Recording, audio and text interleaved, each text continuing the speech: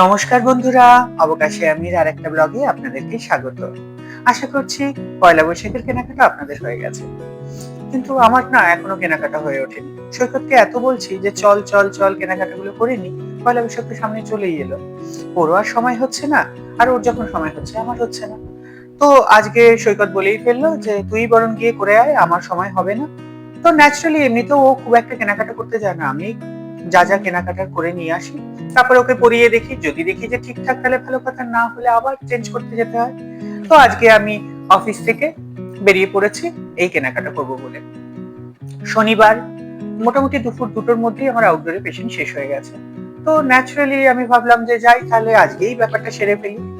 এখন মেট্রো স্টেশনে এসে গেছি, মেট্রো ধরে যাব হচ্ছে পার্ক স্ট্রিট। পার্ক স্ট্রিটে বাজার কলকাতা আছে, যেখান থেকে আমি বরাবরই শপিং করি। আর তার পাশে জুডিও আছে, জুডিওটাও বেশ ভালো। তো ওখান থেকে শপিংটা করব। চলুন, মেট্রো এসে গেছে, মেট্রোতে উঠে পড়ি।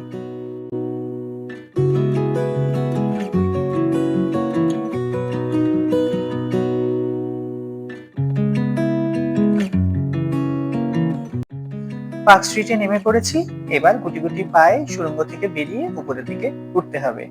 কিন্তু যখন আমি রবীন্দ্র সদনে ঢুকছিলাম মেট্রোতে, তখন বাইরে কিন্তু বেশ মেঘ জমছিল। জানি না এখন কি অবস্থা, বাইরে বেরোলেই বুঝতে পারবো কি অবস্থা। দেখুন কি অবস্থা, কিরকম মেঘের ঘনঘটা। মনে হচ্ছে খুব জোরেই একটা বৃষ্টি আসবে। তার আগে যদি শপিংটা সেরে নিতে পারি তাহলে বাঁচবো, কারণ পিজি হসপিটালে আমার গাড়ি পড়ে আছে, আরে ফিরতে হবে তো সেই গাড়ি করে। আর যদি বৃষ্টি এসে যায় তাহলে একেবারে ভিজে গো ভেজা ভিজবো। যাই, তাড়াতাড়ি গিয়ে বরং বাজার কলকাতায় গিয়ে ঢুকে পড়ি।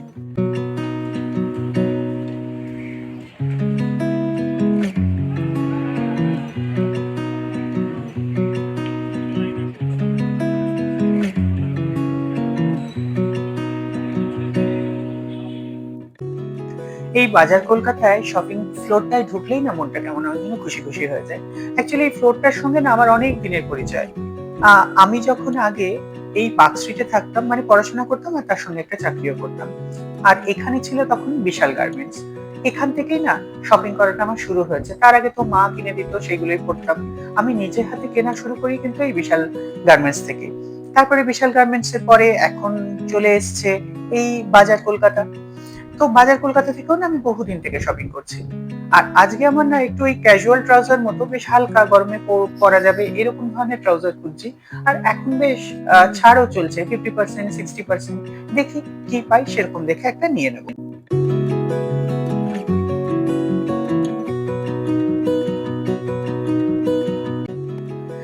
এই দিকের কালেকশনটা বেশ সুন্দর আছে, যাই ওদিকটাকে বরং একটু দেখে নিই কি নেওয়া যায়। সৈকতের জন্য একটা গেঞ্জি নেব, আর আমিও ভাবছি আমার জন্য একটা গেঞ্জি নেব, কিন্তু মুশকিল হয় কি বলুন তো, আমি কিনতে আসলে না আমার খেই হারিয়ে ফেলি। একটা নেব ভাবি, কিন্তু কেনা হয়ে যায় অনেকগুলো, যেটাই দেখি সেটাই মনে হয় ভালো লাগছে।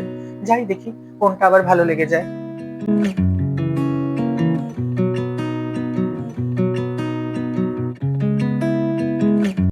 বাজার কলকাতা থেকে বেরিয়ে ভাবলাম একটু ধর্মতলার দিকে যাই, কারণ আমার একটু শ্রীলেদার্সও যাওয়ার আছে। কিন্তু চোখের সামনে আবার পড়ে গেল জুডিও। তাই ভাবছি একবার ঢু মেরে দেখেই আসি, কি বলেন?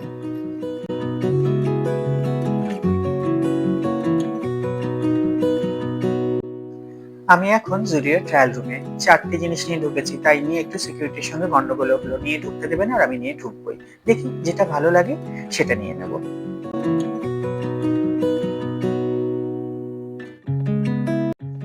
ধর্মতলার এই গ্র্যান্ড হোটেলের নিচের দিকটায় যে স্ট্রিট ফ্যাশনের দোকানগুলো আছে, সেখানে আসলেই আমি এত নস্টালজিক হয়ে পড়ি।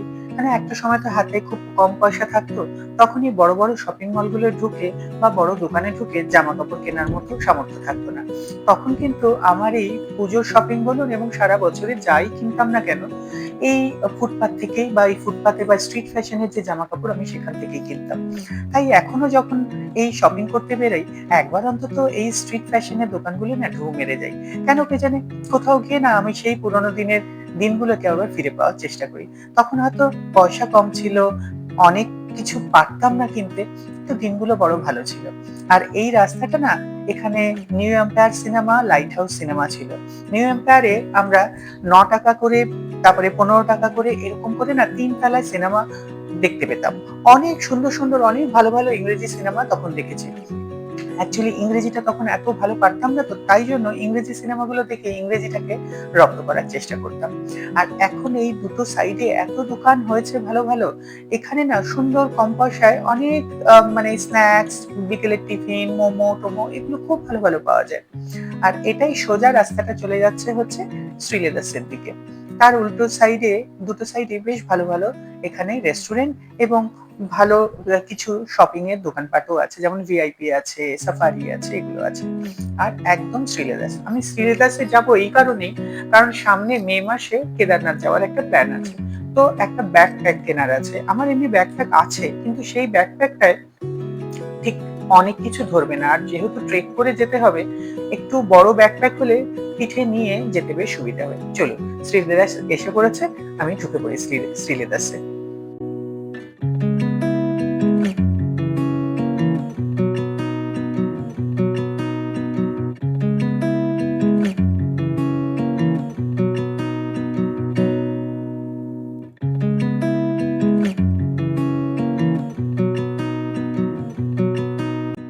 শ্রীলেদার্সের গেট দিয়ে ঢোকার সময় সিকিউরিটি বললো এখানে ভিডিওগ্রাফি করা যাবে না। আমি বললাম ঠিক আছে, করবো না।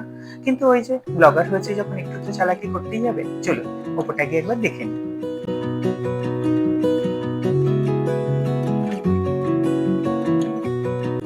শ্রীলেদার্স থেকে ওই ব্যাকপ্যাকটা কিনে এখন আমি মেট্রো স্টেশনে। আমাকে এখন যেতে হবে পিজি হসপিটাল, ওখানে গাড়ি আছে, গাড়ি নিয়ে তারপরে বাড়ির দিকে রওনা হব।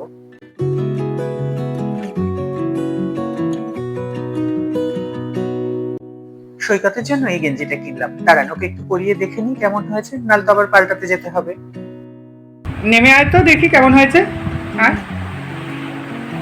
ফিটিংস হয়েছে, নিয়ে তো নিলাম, তুই তো যাস না, আর আমি কত বলে বলে নেব তার কোনো ঠিকানা নেই। মানে মিডিয়াম একটা দেখছিলাম, কিন্তু মিডিয়ামটা সেরকম একটা ইয়ে মনে হলো ছোট ছোট হবে, তাই জন্য এটা লার্জ। ঠিক আছে, লার্জেরই আমি লম্বা হয় বলে আমি সমস্যা ভাবছিলাম, কিন্তু খুব একটা লম্বা হয়নি। না খুব লম্বা হয়। ঠিক আছে। এবারের পয়লা বৈশাখের শপিং আমার শেষ। জিনিসগুলো সব সামনেই আছে, কেমন হয়েছে অবশ্যই আপনারা জানাবেন। আর আমার ব্লগ যদি আপনাদের ভালো লাগে অবশ্যই একটা লাইক, কমেন্ট, শেয়ার করবেন। আর অবশ্যই যারা এখন আমার চ্যানেল সাবস্ক্রাইব করেননি, প্লিজ সাবস্ক্রাইব করে নেবেন। ভালো থাকবেন সবাই।